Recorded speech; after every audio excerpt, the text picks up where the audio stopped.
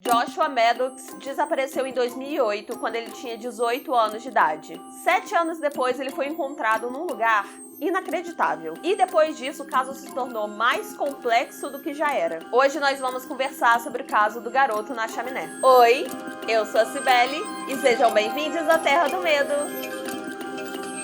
Hoje é dia da gente conversar sobre mais um caso sem solução, mais ou menos. Vocês vão entender, porque o caso supostamente tem uma solução, só que ela é muito mal explicada. Mas antes da gente começar, eu peço que vocês confiram se estão inscritos nesse canal, porque é muito importante. E se já tiver inscrito, vê se o sininho está ativado para receber todas as notificações e não perder nenhum conteúdo da Terra do Medo. Vamos então começar o caso de hoje. Hoje nós vamos falar do Joshua Maddox, que nasceu no dia 9 de março de 1990 e morava em Woodland Park, que fica no Colorado, nos Estados Unidos. Quando tudo aconteceu, o Joshua tinha 1,80 m, ele tinha cabelos longos, ele gostava muito de música. Era bem aquele menino vibes que a gente vê tocando violão numa rodinha de amigos. E de fato, quando eu tava pesquisando sobre esse caso, me passou a ideia de que ele era muito vibes mesmo. Porque em tudo quanto é lugar dizia que ele gostava muito de fazer passeios pela natureza, principalmente passeios sozinhos, meio que pra curtir mesmo a natureza. Na escola, ele ia muito bem e parece que todo mundo gostava dele. Os pais dele eram divorciados, ele morava com o pai, o Mike Maddox,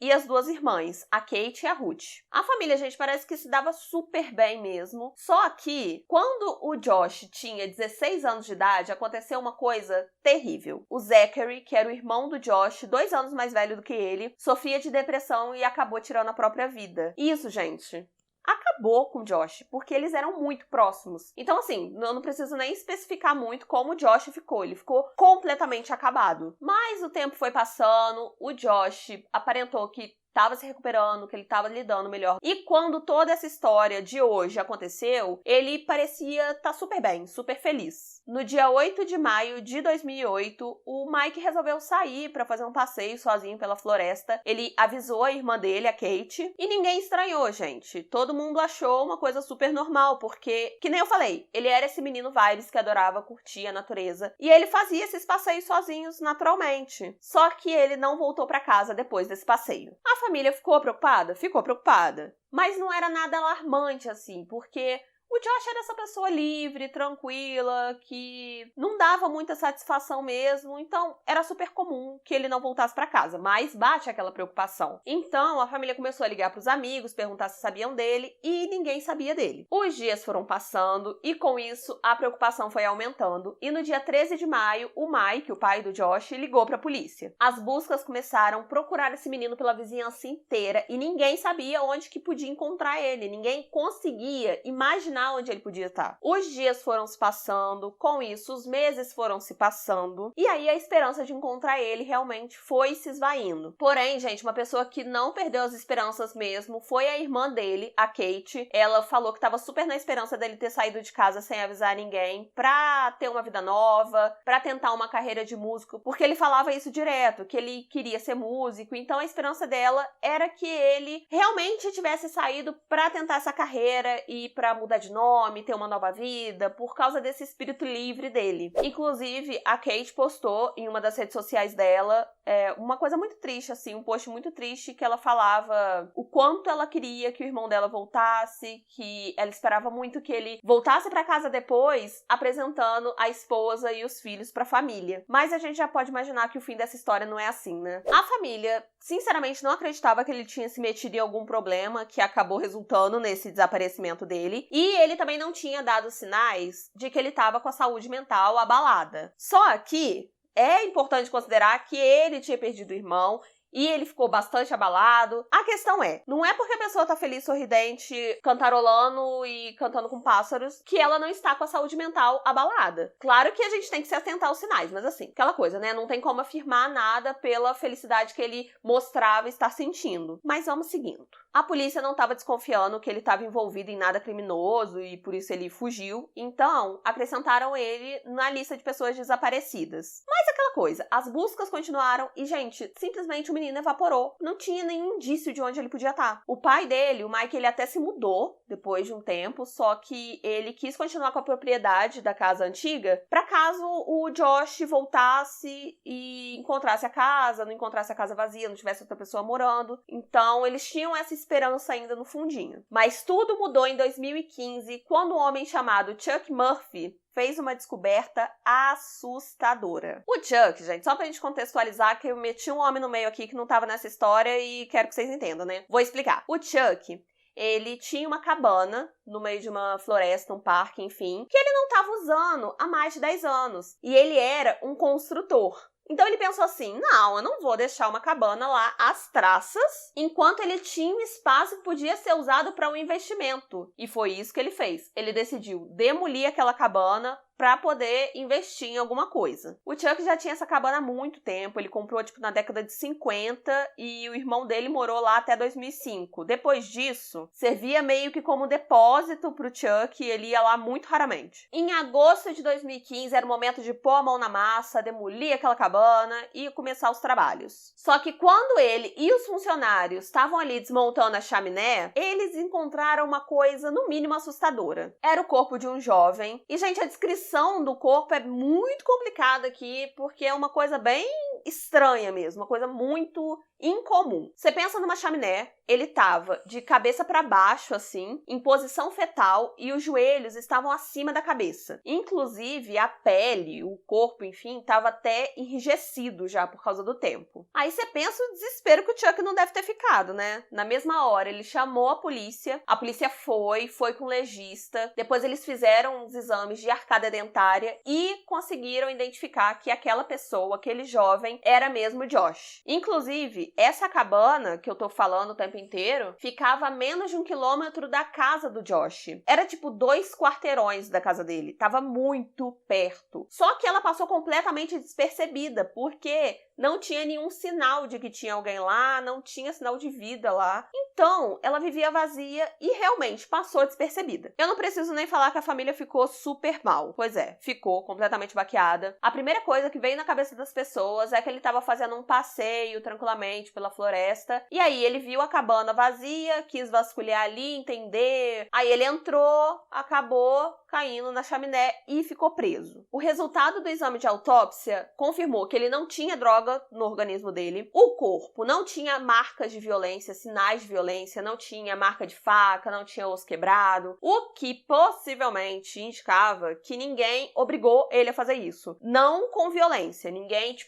botou uma faca nele e falou assim, entra aí agora. E essa cabana, gente, ela ficava, cercada por um monte de pinheiros e ela ficava a 15 metros de distância da estrada. Então, se ele caiu dentro da chaminé, primeiro que a voz dele já ficaria abafada de qualquer forma. Mas se ele gritou por ajuda, ninguém escutou. E provavelmente ninguém escutaria mesmo. O fato, gente, é que quando encontraram o corpo, acabou que surgiram mais perguntas para uma parada que já não tinha resposta nenhuma. Porque não tinha nem como saber qual foi o motivo da morte dele. O legista até falou que provavelmente foi desidratação ou hipotermia. Por conta de toda essa incerteza do que aconteceu, não tinha como responder coisas concretas, no dia 28 de setembro de 2015, o caso foi encerrado, ele foi decretado como morte acidental e o motivo da morte foi como hipotermia, porque naquela época, naquela área estava fazendo muito, muito frio, chegou a fazer menos 6 graus, mas aquela coisa, é especulação, não tem como ter certeza. Porém, essa resposta não agradou muita gente não. Inclusive, não agradou o senhor Chuck, que é o dono da cabana. E uma coisa, gente, vocês vão perceber nesse caso é que o Chuck, ele foi a pessoa que ficou mesmo cobrando uma justiça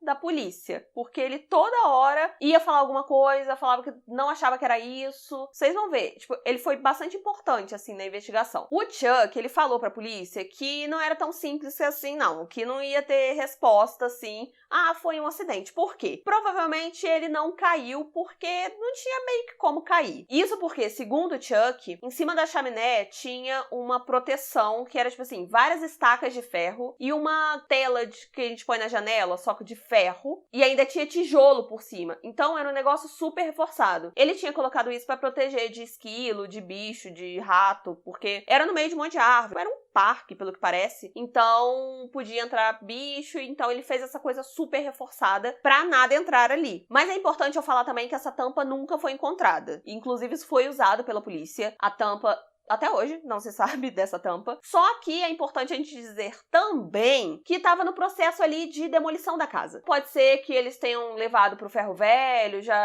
entendeu? Já deram um fim nessa tampa e realmente não tem como encontrar. Mas aí é aquela coisa, não tem como a gente provar nenhum lado nem o outro. Mas essa informação acabou desestabilizando, sim, a investigação. Uma outra informação que acabou deixando as pessoas bastante intrigadas é que tinha aparecido uma barra de madeira, tipo uma tábua enorme, na entrada da chaminé. E o Chuck falou que não foi ele que colocou e não teria como o Josh colocar sozinho. 3 dias depois do caso ter sido encerrado, ele foi reaberto por conta disso. Mas, gente, continuava aquela coisa, beleza, a gente reabriu. Mas o que a gente tem ali pra trabalhar? Vamos trabalhar com o quê? Porque continuava com muitos pontos sem nó. Só que, ao mesmo tempo, tinham vários indícios que fazia parecer ridícula a ideia de ter sido uma morte acidental. Como, por exemplo, o próprio legista afirmou que era muito incomum, muito difícil essa posição que o Josh foi encontrado. Pra colocar ele naquela posição, teria que estar lá, presente, envolvido, no caso, 2 pessoas. Eu sempre faço 2 com as 2 mãos, parece que eu tô fazendo 4. 2 pessoas.